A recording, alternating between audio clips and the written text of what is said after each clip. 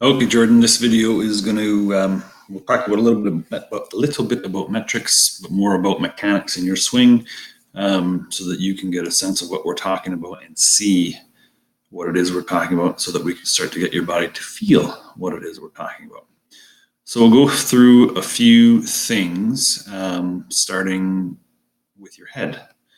And I want you to take a little bit of a note as to the various different levels that your head plays out at. So I'm going to draw a line at where your head is right now.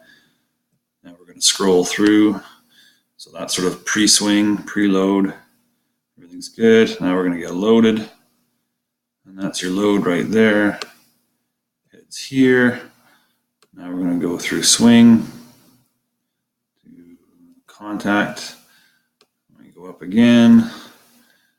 And then we finish our swing, and now we're back up to where we started again. So your head's moving quite a few different levels through the swing. So I think one of the things we need to do is reduce that movement of your head from start to finish, because it's basically coming full circle. I think we need to start it a little bit lower, and part of that is, and we'll back you right up to the beginning, is getting you in a more athletic position in your pre-swing. So we want to be rhythmic, and you'll notice there's no movement really.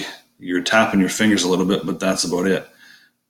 So we need to get a little bit of rhythm with your hands and your hips so that you are a little bit more relaxed. Next thing is that we're going to talk about, again, with respect to the different levels, is your hands. So we're going to notice, we'll call you at preload right there with your hands, and you'll see where they are here. Then we're going to get loaded, and down they come here, and then we're going to come through to contact,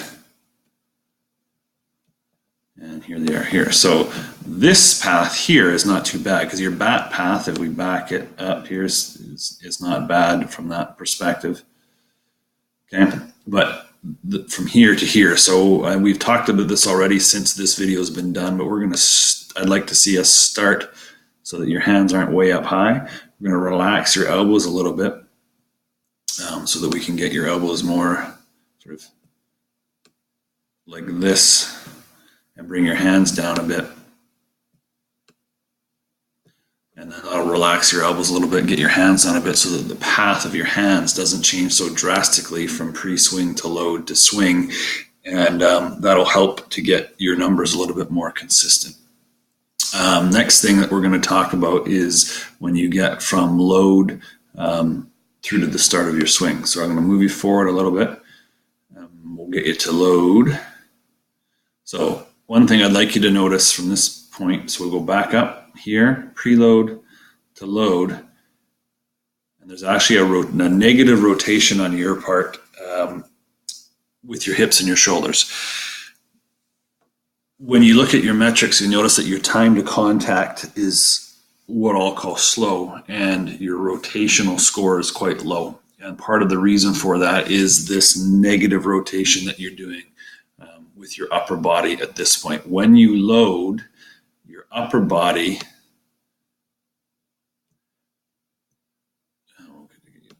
all the way back to here, really should be going backwards in a straight line. And your hands should move dependent with your body. In other words, your hands go at the same time as your body. So really what should happen is we should be loading up into that back knee and our back hip, and our hands should just be traveling straight back. Your hands are actually kind of, oops, let me get rid of that. Your hands are, and hips and shoulders are rotating in a circle like that, which is causing you some problems because it's causing inconsistencies as you go forward. So again, you can see that rotation of your shoulders. So we're going to work on just loading straight back, and that's going to help you be able to start your swing earlier and get you out in front of the ball a little bit better. The other thing at this point is your butt's kind of, and this is partly because of that rotation of your hips and your shoulders, your butt's kind of wrapped around your shoulder. It really should be more up in this kind of area here, something like that, so that you can start that swing a little bit quicker. So again, we've got a couple of things we'll work on physically with you there.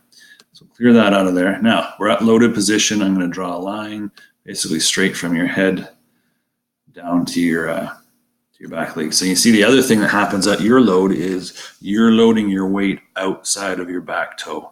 So that weight should stay inside with that back knee inside your back toe. So that part of that, again, is that rotation of your hips in the wrong direction is causing your weight to fly out. So we really got to focus on driving your foot through the floor and loading that weight inside that back toe. Okay, so now we're going to go forward from here through to toe tap. So your toes down right about there. Now what should happen at this point is forward should be your front leg, which we're all good there. Your belly button should go forward, which we're okay there. And your back knee should go forward. And you can see your back knee has not. It's stayed back and you've locked your hips out there. Your head has traveled forward. So your head really should still be on this line and we should have a bit of a angle like this, right? Now your head is floated forward, so your angle is a little bit off and more like this. So you're a bit steep there, right? We want more of an angle with some weight back on that back hip so that we can drive forward. Now we'll get through to heel plant, which is about there. Now you can see what's happened if I toggle it a little bit here. Your front shoulder and your hands start to go before your hip even thinks about turning.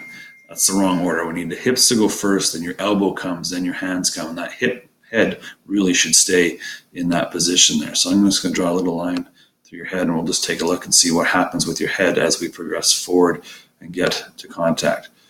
So really, as that heel plant and swing starts to go, your back knee should be catching up to your front knee, and yours is taking a long time to do that.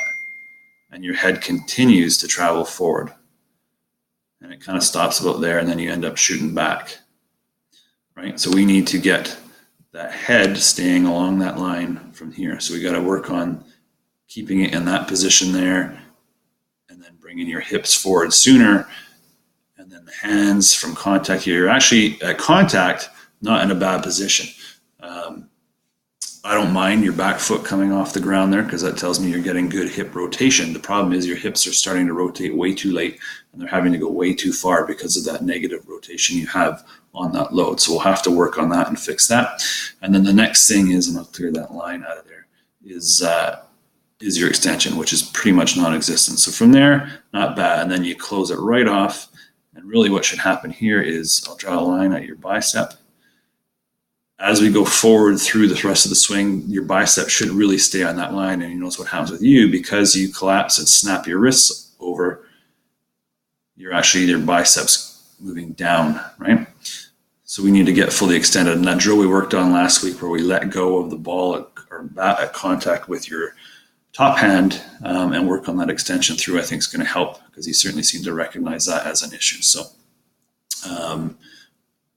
lots of work to do, lots of progress made. We got to keep working on it and we got to get those numbers up because you should be able to have a consistent enough swing that no matter where the pitch location is, you can go after the ball. And in your case, because of that negative rotation, a lot of your swings, you'll notice you've got a very violent uppercut. Now we want a bit of an uppercut at about 14 degrees, but you've got some that are getting around 20 degrees, which is just too steep. So if I throw anything up high, you're not going to be able to adjust to it. So we've got a couple of things we got to work on there, but we will do that. We'll keep working. And if you have any questions on the video, make sure you ask. That's it.